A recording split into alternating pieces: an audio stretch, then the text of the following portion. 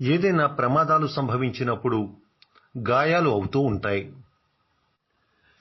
పిల్లలు ఆడుకుంటూ ఉన్నప్పుడు దెబ్బలు తగులుతూ ఉంటాయి. ఇవన్నీ సహజంగా జరుగుతూ ఉంటాయి. ఇలా దెబ్బలు తగిలినప్పుడు లేకపోతే గాయాలైనప్పుడు శరీరానికి ఏదైనా చిన్న గాయమైనా లేకపోతే దెబ్బ తగిలినా కూడా చీము పడుతూ ఉంటుంది. అలాగే కొంతమందికి శస్త్రచికిత్స జరిగిన తర్వాత కూడా కుట్లు చీము పట్టాయి అంటూ ఉంటారు. మరి ఈ చీము పట్టడానికి కారణం సూక్ష్మజీవులు. మనం ఎంత పరిశుభ్రంగా ఉన్నప్పటికీ కూడా శరీరం పైన లోపల కూడా అనేక బిలియన్ల సూక్ష్మక్రిములు ఉంటూ ఉంటాయి. శరీరానికి ఏదైనా గాయమైనప్పుడు లేకపోతే పుండు పడినప్పుడు ఈ బ్యాక్టీరియాలు కానీ లేకపోతే పరాన్నజీవులు కానీ లోపలికి వెళ్లటం సంభవిస్తూ ఉంటుంది. అలా లోపలికి ప్రవేశించినటువంటి సూక్ష్మక్రిములతో నిరంతరం పోరాడటానికి మన రక్షణ వ్యవస్థ ఎప్పుడూ సిద్ధంగా ఉంటూ ఉంటుంది. ఇలా శరీరంలో ప్రవేశించినటువంటి సూక్ష్మక్రిములతో పోరాడి ఓడిపోయినటువంటి అమర కణాలు, మన తెల్ల రక్త కణాలు అక్కడ చీము రూపంలో మారుతూ ఉంటాయి. అంటే గాయమైన చోట లోపలికి ప్రవేశించినటువంటి సూక్ష్మక్రిములతో యుద్ధంలో మరణించినటువంటి మృత కణాలు అక్కడ చీముగా మారతాయి. మరి ఇలా నశించినటువంటి ఈ తెల్ల రక్త కణాలు మన సైన్యం యొక్క స్థానంలో కొత్త తెల్ల రక్త కణాలు ఏర్పడుతూ ఉంటాయి. మరి ఇలా గాయాలకు చీము పట్టినప్పుడు కానీ కుట్లకు చీము పట్టినప్పుడు కానీ మన ఇంటి పక్కల ఉండేటువంటి వాళ్ళు పప్పు తినకూడదు, పెరుగు పోసుకోకూడదు, అది తినకూడదు, ఇది తినకూడదు అని చెప్తూ ఉంటారు. కానీ ఇదంతా కూడా మూఢనమ్మకం అని వైద్యులు తెలియజేస్తున్నారు. ఇలా మనం తినేటువంటి ఆహారం వల్ల కానీ లేకపోతే వండినటువంటి కూరల వల్ల కానీ లేకపోతే తినేటువంటి ఫలాల వల్ల కానీ అలాగే పప్పుల వల్ల కానీ చీము పట్టేటువంటి అవకాశం లేదు అని చెప్తున్నారు. ఏదైనా గాయమైనప్పుడు తగినన్ని పోషక విలువలు ఉన్నటువంటి ప్రోటీన్లు అవసరం, కార్బోహైడ్రేట్లు అవసరం కదా. అటువంటప్పుడు పప్పు తింటే ఏమవుతుంది?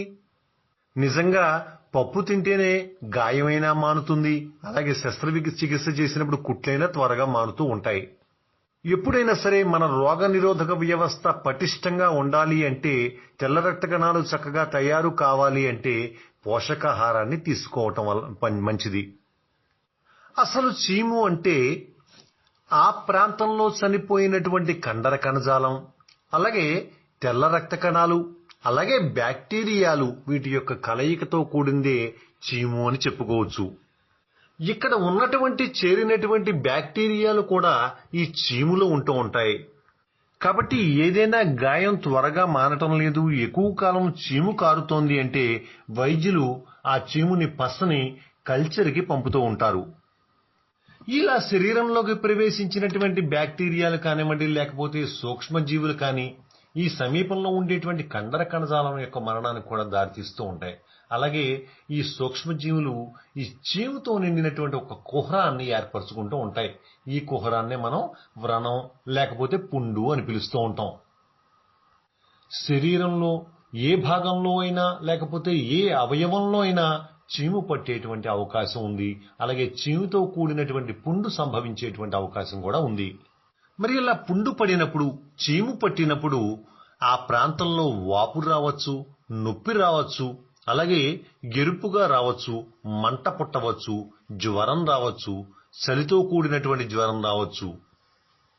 ఏదైనా చిన్న గాయమైనప్పటికీ ఆ గాయం కనుక చీము పట్టినట్లయితే వెంటనే వైద్య నిపుణులను కలిసినట్లయితే, ఒకవేళ ఆ సూక్ష్మజీవులు బ్యాక్టీరియల్ ఇన్ఫెక్షన్ వలన అయినట్లయితే చక్కటి యాంటీబయాటిక్స్ వాళ్ళు సూచిస్తారు. అంతేకాని పప్పు తినటం వల్ల చీము పట్టింది అని చెప్పి పప్పు తినటం మానేసి కూర్చుంటే ఇన్ఫెక్షన్ మరింత పెరిగేటువంటి అవకాశం ఉంది. అలాగే కొంతమంది పిల్లలకి చెవులోంచి చీము కారుతూ ఉంటే చెవులోంచి చీమే కదా, ఇదంతా మామూలే అనుకుని అశ్రద్ధ చేస్తూ ఉంటారు. చెవిలో ఉన్నటువంటి అతి ముఖ్యమైనటువంటి కర్ణభేరి పగిలి అక్కడ ఉండే సూక్ష్మక్రిములు చేరిపోయి చీమును తయారు చేస్తూ ఉంటాయి. మరి ఇటువంటి సమయంలో వైద్య నిపుణుల వద్దకు వెళ్లి చికిత్స చేయించుకోకపోతే పూర్తిగా చెముడు వచ్చేటువంటి అవకాశం కూడా ఉంది. కొన్ని సందర్భాల్లో ఈ ఇన్ఫెక్షన్ మెదడుకు పాకి మెదడు వ్యాధి వచ్చేటువంటి అవకాశం కూడా ఉంది. కాబట్టి చెవులో చీమే కదా, అందరికీ అలాగే కారుతూ ఉంటుందిలే అని అశ్రద్ధ చేయకూడదు. వైద్య నిపుణులను కలవాలి.